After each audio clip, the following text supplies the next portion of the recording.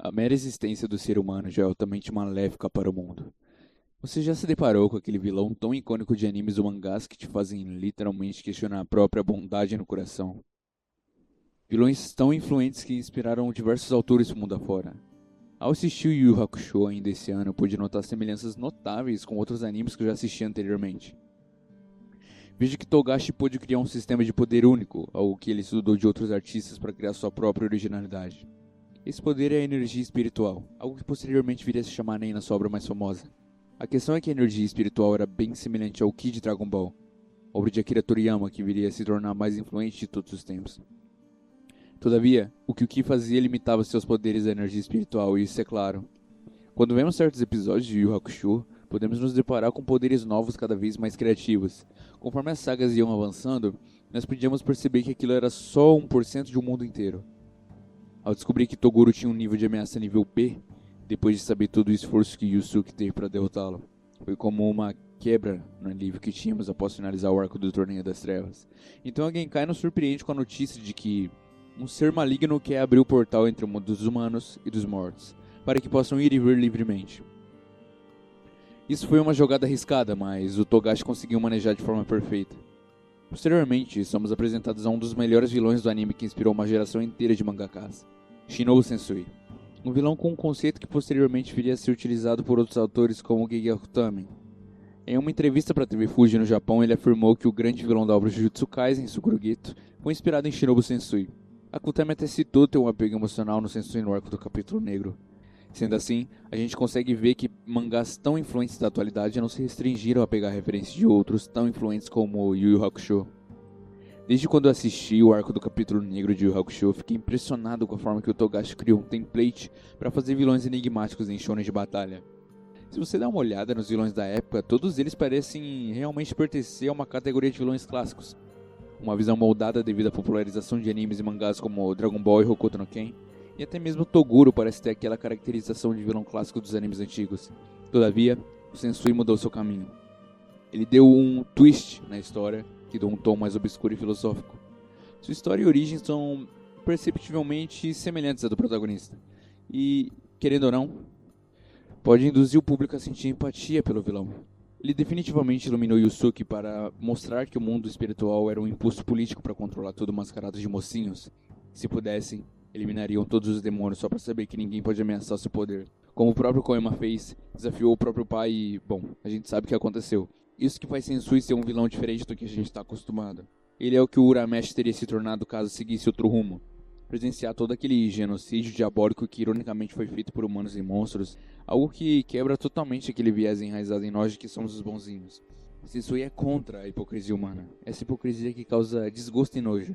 E essa característica veio a ser utilizada naturalmente na sua obra mais renomada, Hunter x Hunter, onde o Togashi desenvolveu as características em Crowley Meruem, utilizando daquele template que o vilão dá um choque de realidade nos telespectadores. Mas voltando a Jujutsu Kaisen, que pelo que parece é a obra da atualidade mais amada pelos fãs de Battle Shonen, Suguru Geto teve um desenvolvimento bem semelhante ao de Sensui. Em um post do Reddit eu pude ler algo bem interessante abrangendo o tema. Ambas as histórias de origem basicamente tentam dar à luz ao inegável lado maligno da humanidade. É um fato, mas Geto e Shinobu ignoraram completamente o lado bom. Ambos foram ao extremo do julgamento, derramando sangue como se fosse a cura mais natural. Tudo isso parece tão nervoso, mas funciona bem. A suspensão da descrença que obtivemos ao ver mais 100 a menos 100 é emocionante. A injustiça não foi feita diretamente a eles, mas eles agem como se não tivessem outra escolha. Semelhante a alguns vilões de outros mangás que sofrem injustiça diretamente, como que eu vou citar aqui daqui a pouco. A ação deles não surge do nada, considerando a personalidade e o poder de Geto e Shinobu. Quase parece que as estrelas se aliaram para que eles caíssem na depravação. Por outro lado, e outros personagens das histórias reconhecem explicitamente o quão falhas são as ações de Geto e Shinobu, daí a suspensão da descrença. Se eu fosse simplificar, algumas pessoas simplesmente reagem mais fortemente a alguma coisa e você não pode fazer nada a respeito. E acho que isso é bastante compreensível, na verdade. Você já viu uma pessoa onde pensamos imediatamente se isso não estava acontecendo com ela naquele dia ou instância sempre que a conhecemos? Tenho certeza que Gojo fez isso quando perdeu seu melhor amigo. É interessante ver que Jujutsu Kaisen usa esse tipo de premissa, pelo quanto ela se ajusta à construção do mundo. Um mundo cheio de maldições é cheio de tragédias, semelhante ao de Yu Yu Hakusho. Eu sempre gostei da ideia de vilões humanizados. Coisa que não se via tanto nas épocas em que Battle Shonen se tornaram mainstream. O fato de sentirmos empatia por eles é incrível, surreal mesmo. Por isso eu gosto tanto do próximo vilão que eu irei falar aqui, que é o Pain, de Naruto. Eu amo esse personagem, sério. O arco mais insuperável do anime e do mangá ainda mais.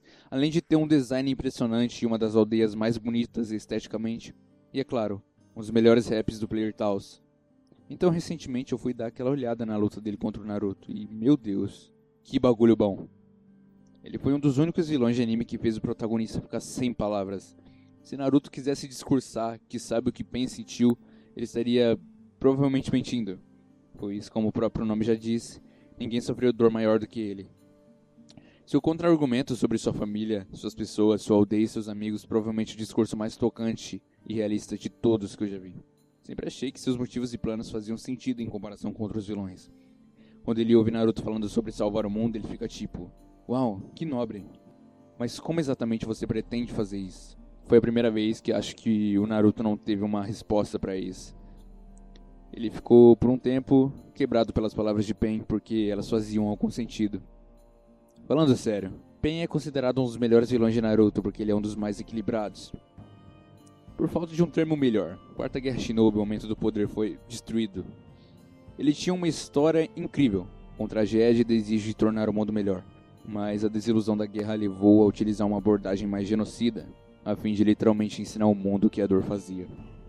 Somente o sofredor para entender o sofredor, em um ciclo de ódio que nunca termina. Em termos de habilidade, há uma razão pela qual o Pain não está no databook. Ele provavelmente marcaria 5 em todos se estivesse. O cara com seus cadáveres era quase imparável. Você tem todos os 6 caminhos que levam uma vila inteira. Se não fosse o protagonismo de Naruto, Pain provavelmente teria ido para o mundo inteiro. E mesmo sem aquela vantagem de cadáver, o cara tinha um maldito canhão preso no braço. Ele foi tão difícil de derrubar. Também trouxe melhorias ao caráter de Naruto, já que ele não apenas foi esclarecido sobre o ciclo da dor, mas também decidiu detê-lo a partir do momento em que se tornou Hokage. Ele foi fundamental para o desenvolvimento de Naruto na morte de Jiraiya, pois isso permitiu Naruto aprender Senjutsu. Ele introduziu o Rinnegan, o do jutsu ocular mais poderoso da época. Embora eu entenda que o Talk no Jutsu do Naruto foi meio besta na derrota do Pain, teria sido difícil melhorar ainda mais o enredo sem ele. E esse foi mais um vídeo falando sobre vilões que eu amo tanto nesse mundo que é o mundo dos mangás e animes. Eu espero que você tenha gostado desse vídeo. Eu sei que o áudio ainda tá meio ruim, mas eu tô tentando dar uma melhorada. Vai melhorar, eu prometo. Deixa aí nos comentários tudo que eu preciso melhorar e tudo que vocês querem que eu fale aqui no canal. E só mais uma coisa. Não se atreva a se tornar um vazio.